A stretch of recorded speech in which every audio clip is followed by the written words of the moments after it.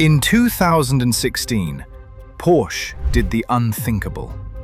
They took the Boxster and Cayman, two of the most celebrated mid-engine sports cars ever made, and ripped out their flat-six engines. In their place, turbocharged flat fours. 2-litre and 2.5-litre four-cylinder engines in cars that had always been defined by their six-cylinder soundtrack. The enthusiast community didn't just push back, they revolted. Used prices of the outgoing flat-six cars held firm while the new flat fours depreciated. Reviewers praised the performance but condemned the character.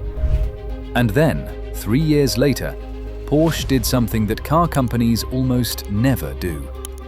They admitted they were wrong. This is the story of how Porsche killed their most beloved engine, watched the backlash burn, and then quietly brought the flat six back from the dead. Before we talk about what Porsche took away, we need to understand what they were taking it from. The 981 generation Porsche Boxster and Cayman, produced from 2012 to 2016, represented the peak of the mid-engine Porsche. 40% more torsional rigidity than the outgoing model, wider track, longer wheelbase, lighter weight, up to 35 kilograms less than the car it replaced. But the engine was the soul of the car. Every 981, from the base 2.7-litre Boxster making 265 horsepower, to the 3.4-litre Cayman S making 325 horsepower, all the way up to the 3.8-litre GT4 making 385 horsepower, used a naturally aspirated flat six. That flat six was the reason people bought these cars. Not because it made the most power in its class, not because it was the most efficient. They bought these cars because of what it did to you when you opened the throttle past 4,000 RPM. The engine came alive. The intake howled. The exhaust sharpened into that distinctive Porsche bark. And the power built linearly, rewarding every single RPM you asked it to deliver. The 981 Cayman GT4 was the pinnacle. A 3.8-litre naturally aspirated flat six from the 911 Carrera S, mounted in a mid-engine chassis with GT3-derived suspension and genuine aerodynamic downforce. Automotive journalists called it one of the greatest driver's cars ever made. Not one of the greatest Porsches, but one of the greatest cars. Period. And then, Porsche replaced all of it with a four-cylinder.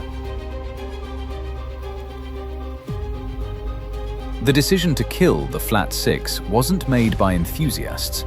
It was made by regulations. Euro 6 emissions standards demanded further reductions in CO2, NOx, and particulate matter. A naturally aspirated 3.4-litre engine consuming fuel at the rate the old flat six did was becoming increasingly difficult to justify in a regulatory environment that penalized displacement and rewarded downsizing. Turbocharging a smaller engine was the proven solution. You could make the same power, or more, from fewer liters of displacement, burn less fuel per kilometer, and meet the emissions targets that were tightening every year. BMW had already done it with the N54 and N55. Mercedes had done it across their entire range. Porsche was one of the last holdouts. But there was another reason. One that Porsche doesn't talk about as openly.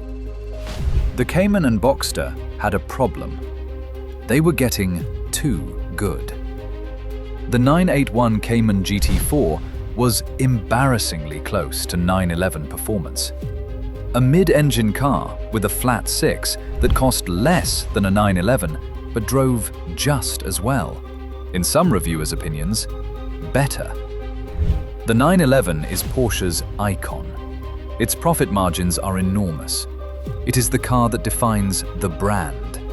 And Porsche could not allow a cheaper car in their own lineup to make the 911 look unnecessary. Giving the Boxster and Cayman a flat 4 instead of a flat 6 created a clear hierarchy. Even if the 4-cylinder was faster on paper, it would never sound like a Porsche flagship. The flat 6 became a luxury reserved for 911 money. The flat 4 was also cheaper to produce. Fewer cylinders, shared architecture with a wider range of applications, simpler manufacturing. In a company owned by the Volkswagen Group, where platform sharing and cost efficiency are everything, a turbocharged flat 4 that could serve the base Boxster and the Cayman from a single engine family was financially irresistible. So the flat 6 was killed by a perfect storm. Emissions regulations, 911 protection, and Volkswagen Group economics. None of those reasons had anything to do with what drivers wanted. The 718 arrived in 2016 with 2 engines. A 2-litre turbocharged flat 4 making 300 horsepower and 280 pound-feet of torque in the base car, and a 2.5-litre version making 350 horsepower and 309 pound-feet of torque in the S. On paper, the 718 was better in every way. The base car gained 25 horsepower and 66 pound-feet of torque over the outgoing 2.7-litre flat 6. Acceleration improved by almost a full second. Fuel economy increased by 14%. None of it mattered. The moment the 718 started its engine, enthusiasts knew something was fundamentally wrong. The flat 6 bark was gone. In its place was a sound that multiple automotive journalists described, independently, as resembling a turbocharged Subaru. Not a Porsche, a Subaru. Edmunds called the engine and exhaust noises, quote, loud enough to be considered deal breakers. Car and Driver noted the 4-cylinder was coarse and unrefined with the sport exhaust. These weren't enthusiast forum complaints. These were professional reviewers at the highest level saying the engine sound was a fundamental problem. Porsche even renamed the car. It wasn't the Boxster and Cayman anymore. It was the 718 Boxster and 718 Cayman. The 718 prefix referenced Porsche's 4-cylinder racing heritage from the 1950s and 60s. It was Porsche trying to say, 4 cylinders have always been part of our DNA. Enthusiasts saw straight through it. But the most devastating critique came not from journalists. It came from the market. Used prices of the outgoing 981 flat 6 cars held their value remarkably well. Meanwhile, the 718 flat 4 cars depreciated at a rate that Porsche executives found deeply uncomfortable. Buyers were telling Porsche something with their wallets. We will pay a premium for a car with a worse specification on paper just because it has a flat 6. The sound, the character, the connection that the flat 6 provided was worth more than the extra power and efficiency the flat 4 delivered. The market doesn't lie. The first sign that Porsche was listening came in June 2019. The 718 Cayman GT4 and 718 Spider were revealed with a 4-litre naturally aspirated flat 6, derived from the 992's 3-litre turbo engine. 4 litres, naturally aspirated, 414 horsepower at 7,600 RPM. No turbo, no flat 4. A proper flat 6 that revved to the heavens. The automotive world erupted. Every review was glowing. Not just good, ecstatic. The chassis was already brilliant. The 981 had proven that. But now it had an engine that matched it. An engine that rewarded high RPM driving. An engine that sounded like a Porsche again. But here was the catch. The GT4 started at over £90,000. The base 718 Boxster under 42,000. If you wanted the flat six back, Porsche was going to make you pay for it, more than double the entry price. Then came the second step. In 2020, Porsche introduced the 718 GTS 4-litre. The same 4-litre naturally aspirated flat six, detuned slightly to 394 horsepower. Still naturally aspirated, still flat six, but at a price point below the GT4. This was significant. The GTS wasn't a limited production track car. It was a mainstream model, available with PDK as well as manual, available in reasonable numbers. Porsche was admitting, in the clearest possible terms, that the flat six needed to be available to more than just the GT4 Elite. And then came the final chapter.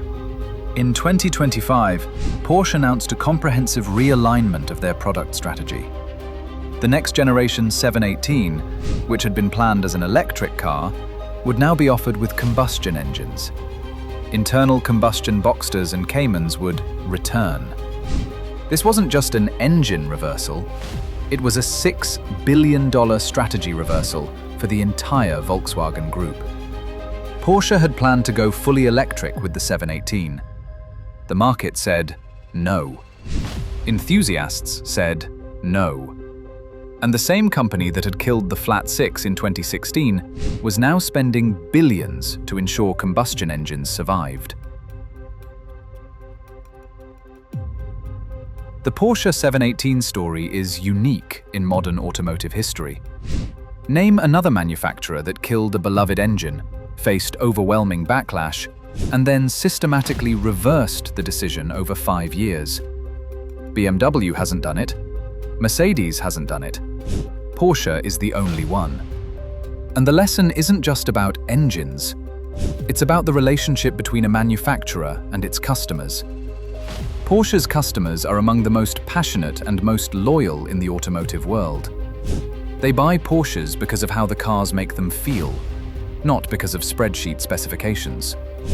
When Porsche optimized for the spreadsheet, more power, better efficiency, lower emissions, and ignored the feeling, their customers told them exactly what they thought, with their wallets.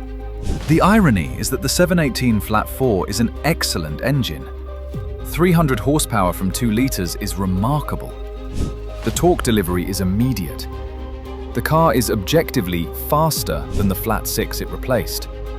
If you drove it without knowing what came before, you'd think it was brilliant. But Porsche customers did know what came before, and that knowledge made all the difference. You can't unhear a flat six. You can't unfeel what a naturally aspirated engine does to your right foot. And you can't convince someone that better on paper means better in the seat. This is the same lesson we've been learning throughout this entire series. BMW learned it with the N52, technically superior to the M54, hated by enthusiasts. The M30 taught us that simplicity outlasts complexity. And now Porsche has taught us the most expensive lesson of all. You can replace an engine, but you cannot replace the feeling it gave people. And if you try, they will make you bring it back, even if it costs $6 billion. Next time, we're telling the story of the Porsche engine that made the feeling possible in the first place. An engine so extraordinary that it revved to 9,000 RPM in a production car. An engine designed by one man whose name became synonymous with Porsche flat six greatness. The Metzger engine. The flat six that engineers say cannot be built again. Not because Porsche has forgotten how, but because the regulations, the costs, and the manufacturing tolerances that made it possible simply do not exist anymore. If you want more untold stories about the engines, transmissions, and regulations that shaped automotive history, then please do join us and subscribe. Thank you.